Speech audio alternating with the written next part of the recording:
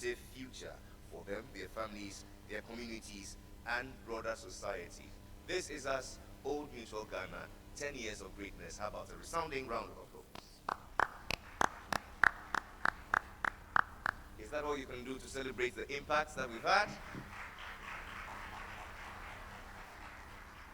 My name is Jerry Ajolodo, a proud member of the Old Mutual family, and on behalf of our CEO, I'd like to say a very good morning to you all joining us live here in person at the Kempinski Gold Coast City, on radio on City FM 97.3, on TV on City TV, and online on our Facebook platforms, Old Mutual Ghana. Welcome to this gift we give to all our stakeholders. It is the Old Mutual Financial Services Monitor, hereinafter called OMFSM. It is a study which was originally designed to understand the behavior of our customers with respect to savings and investments. If you're joining us online, we encourage you to please get interactive with us. We would like to hear from you your impressions on savings and investments in Ghana, but most importantly, your take on all the submissions that will come forth. Since time is fast spent, we'd like to zoom straight into action by receiving a formal word of welcome. Here to do that for us is the Executive for Marketing and Customer Service, Old Mutual Ghana. Make welcome Madam Rita Boateng.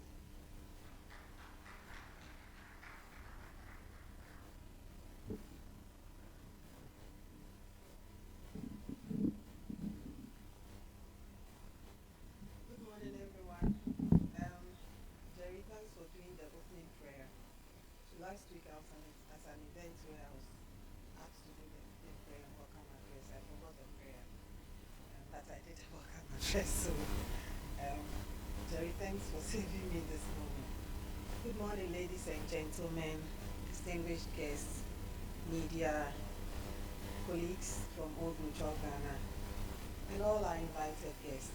We are very honored to have you here with us this morning. We understand the Accra traffic, so we are very grateful that you could take time off your busy schedule and also drive through the traffic to come here and be with us for this very important occasion. I want to again extend a warm welcome to each and every one of you for your presence here and online for the debriefing and launch of the Old Mutual Financial Services Monitor. I'm thrilled to see you all gathered here and of course online today, and for us to review and dissect and actually discuss the findings from this research, which I believe that we all find insightful. Old Mutual is committed to being that lifetime partner in all phases of life, and that for us is the foundation of a gathering such as this. We understand championing the customer in all we do, and that also means understanding them as well as the drivers of the decisions that they make in their everyday choices when it comes to financial, choosing a lifetime financial services partner. Bringing it home to why we are gathered here today, we sought to understand the financial attitudes, behaviors, and perceptions of working Ghanaians and wanted to share those findings with you here this morning. We understand the importance of insights as well as planning and strategizing with them to give the utmost value to our respective clients. Through this, we also look forward to meaningful and strategic partnerships with you here as well. And so I just want to say finally that we are happy to have you here with us.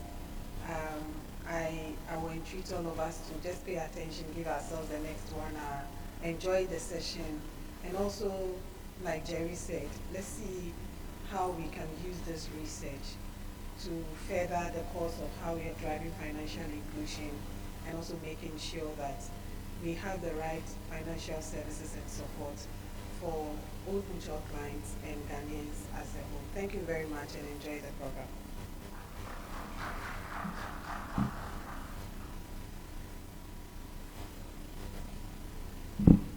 Thank you very much, Madam Rita Boateng, our Executive for Marketing and Customer Service. We would like to set the scene for this discussion we're going to have by having a short overview of Ghana's economic landscape.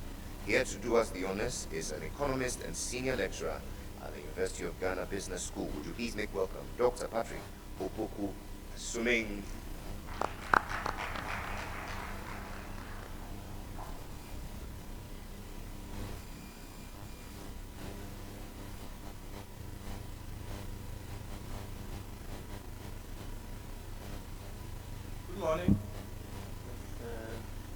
privilege to be here with you this morning. My task is to just give a quick overview of the Ghanaian economy and how it's been, to just look at the context for the findings that will be shared. So, I will start by just briefly describing the structure of the Ghanaian economy. So, there are several ways of passing up the economic activity, but preferred way is the sectors, and then we do see there are three main sectors: agri, industry, and services. So this is for 2022, but if you were to show this for several years back, you do see that the patterns are fairly similar with small changes. So you see that right now, services sector is the biggest contributor to our GDP, followed by industry and agri. Just so you know, industry is where we count our oil output. So each of these sectors have several subsectors. So industry is where we count oil and other.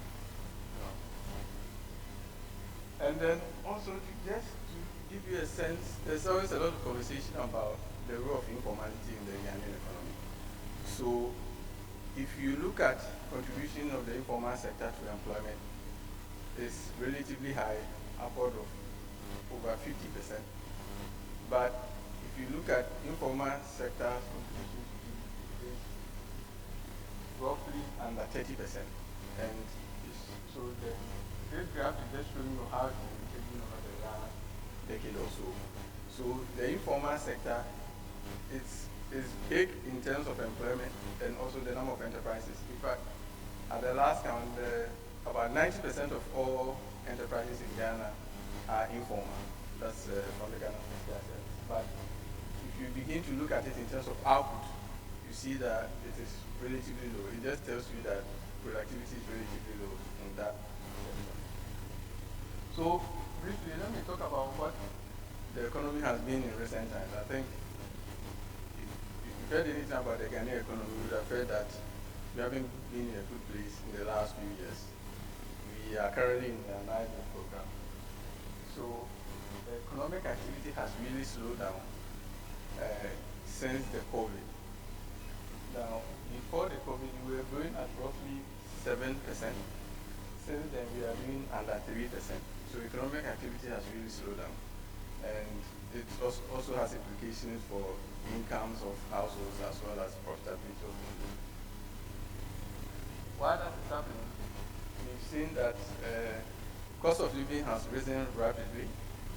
So at December last year, we had the highest inflation in about 3 decades.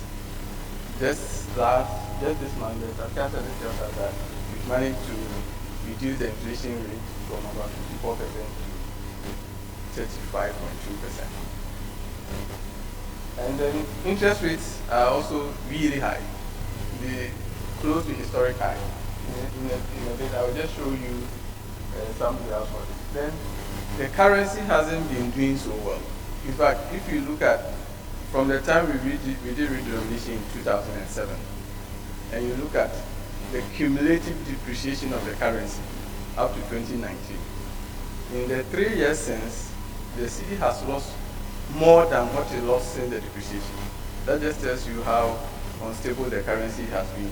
We say it's unstable. It's unstable in one direction. It's unstable because we are always losing, except that it's difficult to predict how much the currency will lose. So these are just have to show the point that I've been making. The fact that you look in the last decade from 2015, this is how the economy has been performing. Now, so you see there's a peak in 2017. That's because in 2017, new oil came on stream. Since then, we see that the growth has gone down gradually. And then you also do see the sectors, how the sectors perform over time. You see the red is the industry. Remember, that's where we count our oil. So that's why in 2017 you see a huge spike because we had new oil coming on. And then you do see the dip in 2020, the COVID year. We did see some form of recovery in 2021, but 2022, our problems came back. This picture shows you it paints the inflation picture I was talking about before. So you see that last year,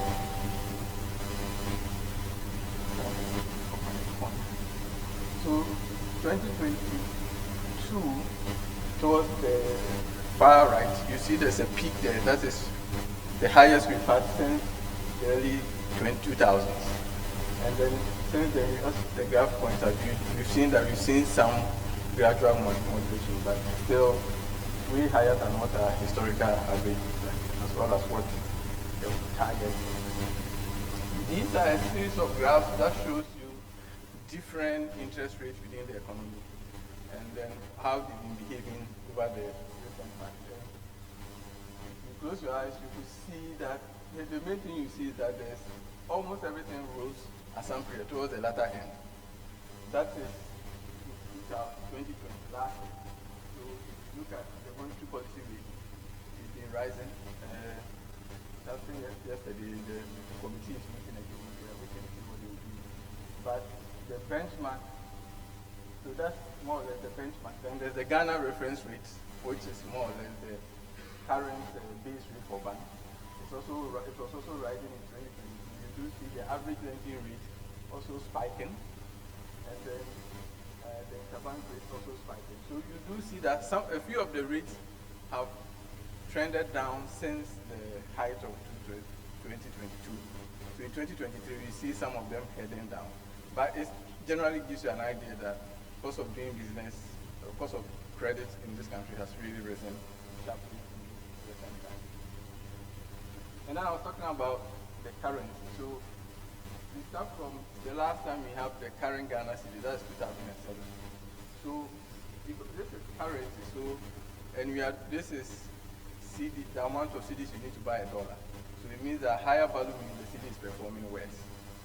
So you can see when you break it down, you can all the way to the start of 2022. And you can see that the spike in 2022, the vertical height is almost as high as everything you saw all the way up to that period. That tells you how well the currency performs. So currently, because of all these challenges and other related problems, we've gone to the IMF for support. In May, the IMF board approved the program, so it's currently running. It's a 3-year extended credit facility for $3 billion. But so the bigger story is really what has had to happen before the program has come on board. So we've seen a big part being the domestic debt exchange, which has been completed.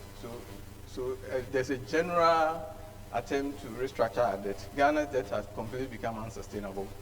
So to even qualify for an IMF program, we needed to restructure our debt. And then we started with the domestic debt exchange, which has really wreaked a lot of havoc in the financial system. Now, the goal is really to help us to restore our macroeconomic stability, which we saw in the previous graphs has really gone out of place, and then also to ensure that our debts are sustainable, and then finally to lay the foundation to return the economy to some path to sustainable growth. So a few things have happened. One thing to note is that in this particular program, government wants to focus more on raising revenue.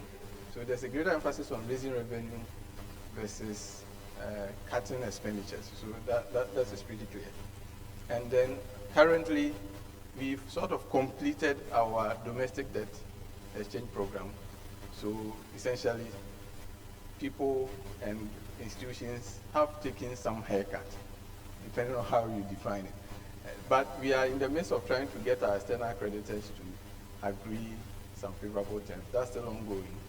And that needs to happen before we are able to receive the second tranche of payment. So that is kind of pending. It's kind of delayed from what the initial expectations are. Now, there are a lot of reforms, governance reforms, there are a lot of reforms around public expenses and the procedures for public expenditure controls. So all of those are ongoing. But one thing that has also happened is that we've been forced to make adjustment to especially utility tariffs, and recently we've seen a lot of new taxes come on board. All of this to help with the fiscal consolidation. So I can see that I get a hive and I let that my time is up. So just to summarize, so what does all this mean for the average Ghanaian? So the combination of slowing growth and also rising prices has meant that real wages has really declined. So the rate at which cost of living has gone up has outpaced the rate at which people's salaries have increased. So that is something that has really implications for people's financial choices. And then one thing to note is that there's a general sense of uncertainty, growing uncertainty within the economy. Part of it coming from some unexpected increases in taxes or some frequent changes in the policy direction along some metrics. So all of these have brought some degree of uncertainty for businesses and also for households. And then just my final point is the domestic debt exchange has really affected confidence in the Ghanaian economy. So what really happened is after the debt exchange, the long-term bond market was essentially closed. So in terms of finding alternative means for putting your funds, especially higher net worth individuals as well as middle to upper class Ghanaians, there's been a little bit of a flux because that kind of market has been in a problem, even though the shorter term treasury bills market is still functioning. So I hope that you get a sense of the context in which the results will be presented. Thank you for your time.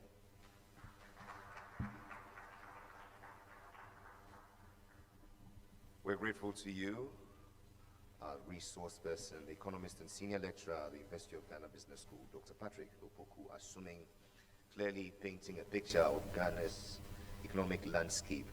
The question now is, what's our response as Old Mutual to these findings? Ladies and gentlemen, we want to present them through the lenses of our Old Mutual Financial Services Monitor. Who better to do it than the Head of Knowledge and Insights at Old Mutual's Limited Group Marketing. Ladies and gentlemen, Madam Vuyokazi Mabudi. A round of applause as she comes.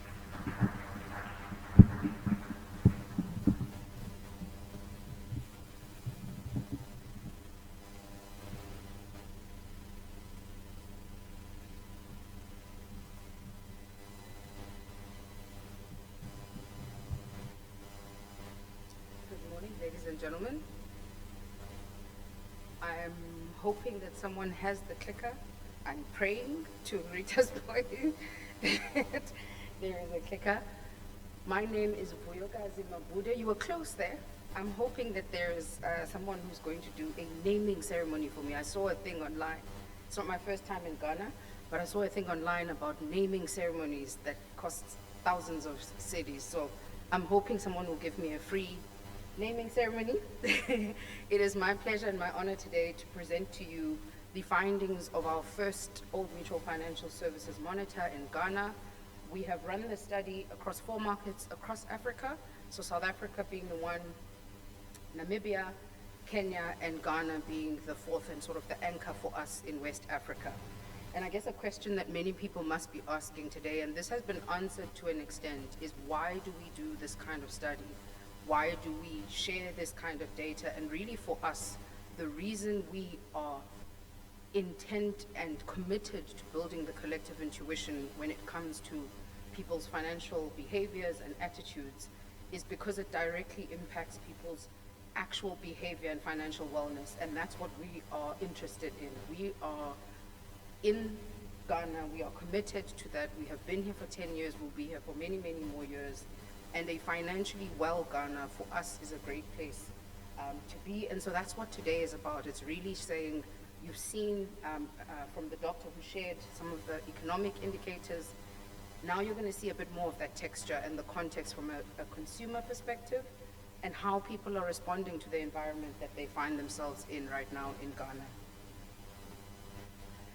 In terms of methodology, and I'm sure there are a lot of people in the room who are thinking, okay, Can we do a deep dive on, is it enough people? Did we visit all of the right places? I can assure you we did.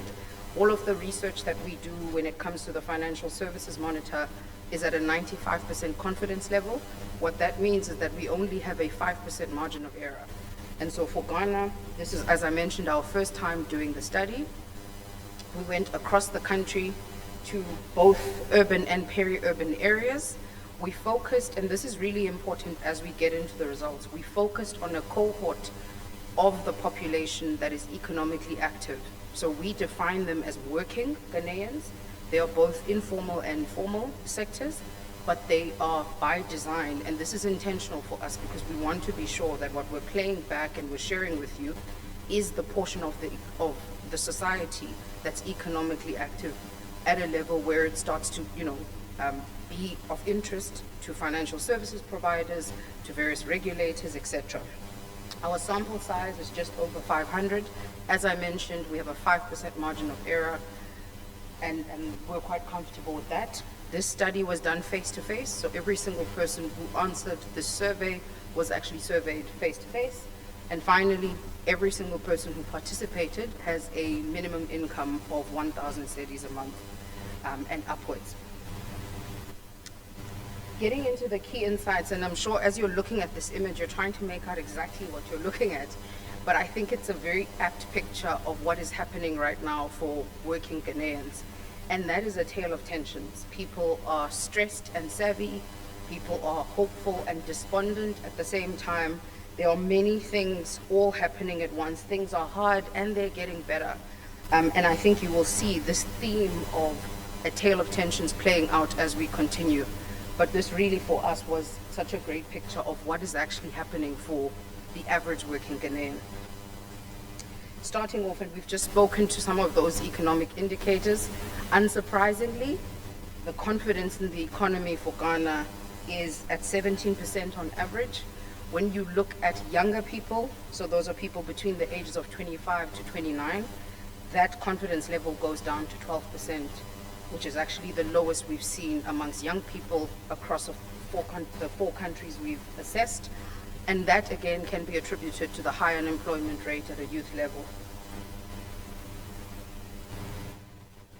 When we look at some of the indicators from an income perspective, and again, Doctor spoke to this, 78% of Ghanaian consumers are saying their income has either stayed the same or gotten less since 2022, September 2022. We purposefully did not use COVID as the benchmark for this exercise because of the recessionary environment that has been happening in Ghana in the previous years. And so for now, what you're seeing is versus September 2022. But I imagine that if we used, versus 2020, you would see a very similar pattern. What that means is that people actually have less money in their pockets in real terms.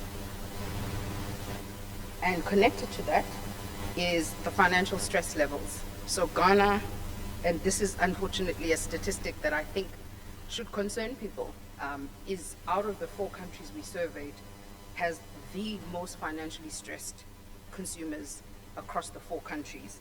You can see the pink and the orange blocks that are on the second column from the right speak to that number. So 64% of people noting significant financial stress.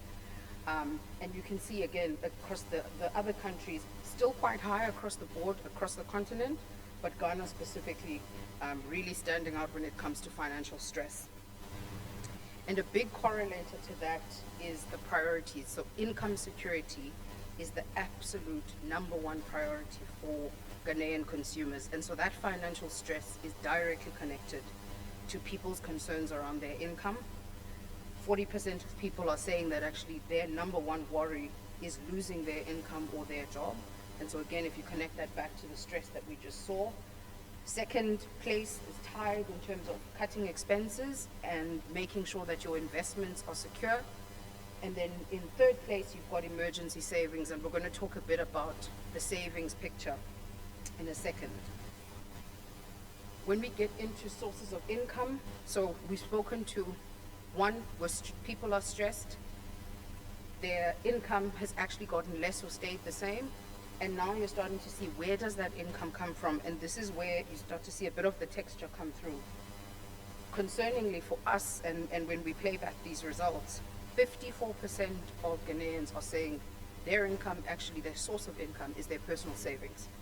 So people are dipping into their savings to make ends meet every single month, which, as you can imagine, is a massive risk in terms of dependency for people to go into their savings every single month to make ends meet. The second band is people relying on a single source of income. This does not include, so you'll see, I will explain in a second what polyjobbers are, but this does not include people who have a side hustle and that kind of thing. We do have I will show you some of the data around entrepreneurs and people who have businesses, but for the most part, people are actually depending on their personal savings when it comes to income. The third, which is where you'll see the point, 24% of people are saying they're actually polyjobbers. What polyjobbers means is that they're earning an income from an additional job where they're contracting or moonlighting, if you want to use that phrase. So this, again, does not capture the side hustle business side of things. I will show you that in a second. But this is just purely people saying, I have more than one job right now to make ends meet. And 24% of working Ghanaians are saying that they actually are polyjobbers, and that's how they're making ends meet. And this, again, increases with people earning more than 3,000 cedis a month. And so with income, people are more likely to be polyjobbers. Getting into the business, so of our sample, 54% of people said that they actually have some kind of business. The bulk of those are obviously very much, I think, on the informal side, one, but also particularly smaller scale businesses. And you can see on the bottom left-hand side, most people actually are the only employee of that business. Therefore, it is most likely to be a side hustle or some kind of small enterprise that they're doing to make ends meet. On the right-hand side, you're seeing what they're using to finance their business. And again, there we see the same pattern. The number one thing, 64% of people are self-financed using their savings. So even from a business perspective, they're dipping into their savings to make ends meet, even to drive and put capital into their businesses.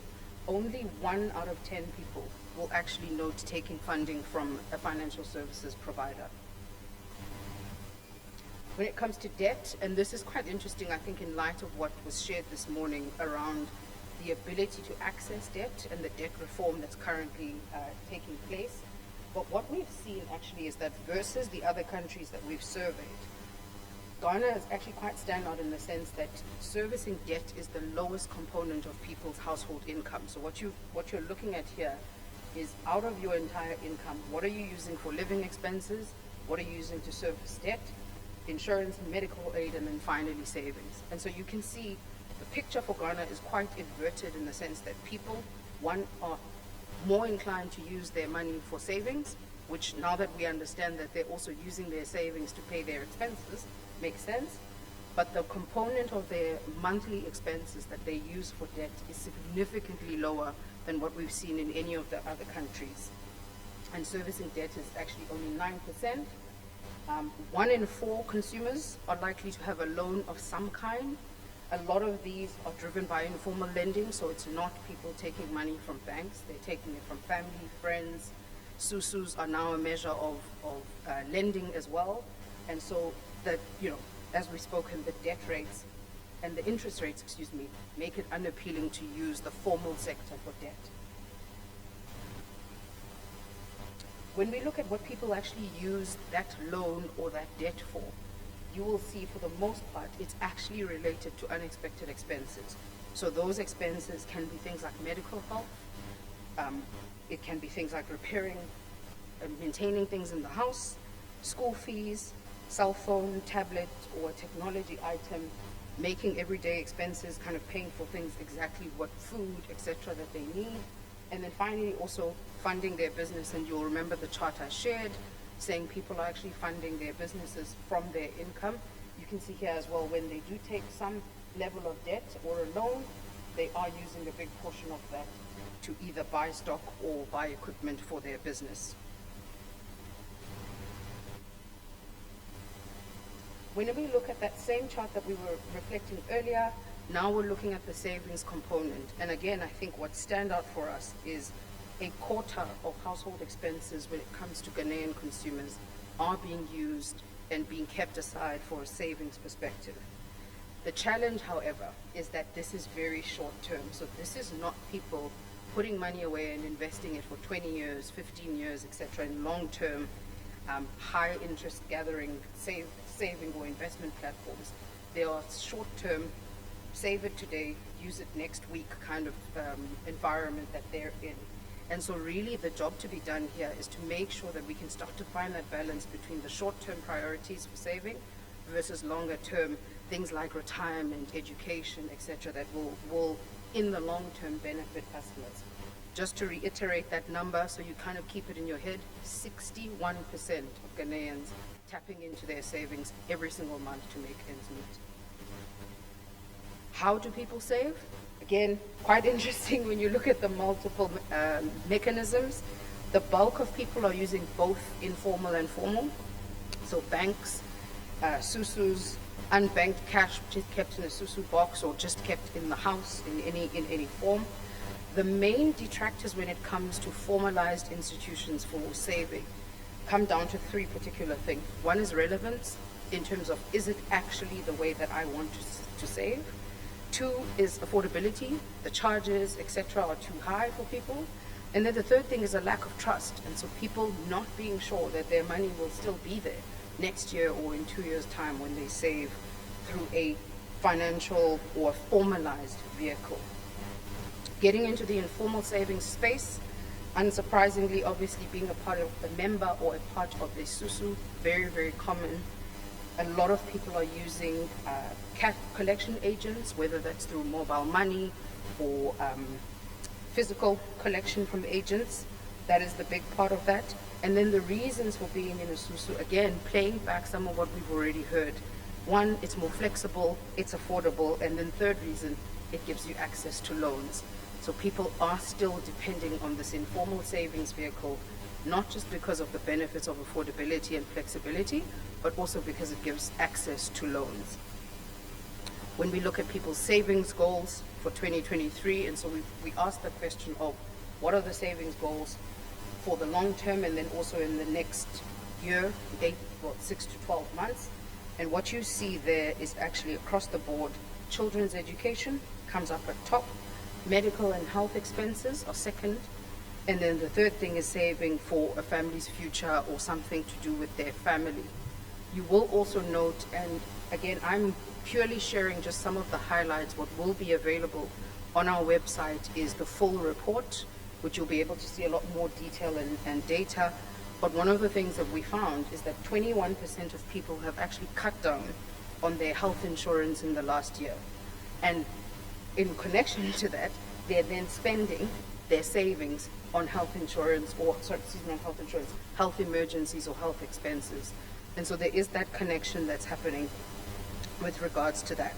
And then finally looking, and you'll see at the bottom left, retirement only comes up as the 8th ranked savings priority, with a lot of people believing, and this is amongst young and old, believing that their children will take care of them. There seems to be an attitude around, I don't have to be responsible for my retirement. My children, my network, my community will take care of me. Conversely, absolutely zero belief that the government will play any part in retirement or taking care of people who are retired. And when we look specifically at retirement, only 37% of people are saying that they're actively saving for their retirement. 27% saying that they are aware of or understand retirement annuities at all. So that first 37% are people who could be saving that money at home. It's not necessarily that it's in a retirement annuity. And then finally, 7% are saying that they actually have or are participating in a retirement annuity. So you can see that sliding scale in terms of awareness, savings behavior when it comes to retirement. Secondly, when it's specifically the more formalized vehicles like annuities or pension funds, and then finally actually being a member or participating when it comes to saving for their pension. It does correlate with income, so the higher the earning in terms of income, the more likely people are to have retirement savings. Finally, as we get into, just as I close, We looked at people's asset holding versus insurance, and unsurprisingly, very low levels of insurance across the board in terms of assets outside of vehicles. So that was the only one where we saw 13% of the people we surveyed saying they own a vehicle, and 71% of those vehicles are insured. Every other asset class that you look at, you can see extremely low levels of ownership and insurance. And then finally, getting into employee benefits, we particularly looked at this because, again, we focused on a cohort of people who are in the working class. And so this for us is quite important when we start to look at, are you able to access certain insurance or benefits through an employer? And what we've seen and what comes through for us is very low levels across the board. So 57% of people saying that they don't have any benefits or products through their employers. And those that do, it ranges. Priority one is medical, so that's the most prominent one that you can see. Provident fund or pension fund, group life, followed by credit life insurance, and then finally group funeral cover. You can see the difference, marked difference between formal and informal sectors. And then finally, just in terms of closing, I think if you want to recall just a couple of things from all that we've shared this morning, the first is that income security is the #1 priority for Ghanaians, and their financial stress levels are directly related to this. People are still hopeful, they're still optimistic about their personal financial outlook, and they're making things happen through their entrepreneurial, avenues, the hustling, the side hustles. A critical factor, which is a big part of that, is community or family and friends. So a lot of people, again, as I mentioned, using the informal mechanisms that they can to get loans or debt or borrow money from family and friends, and saving as well from that perspective. Secondly, people building reserves and savings is the second priority after income security, and the incidence of saving for Ghana is the highest amongst the 4 countries we surveyed. This ingrained culture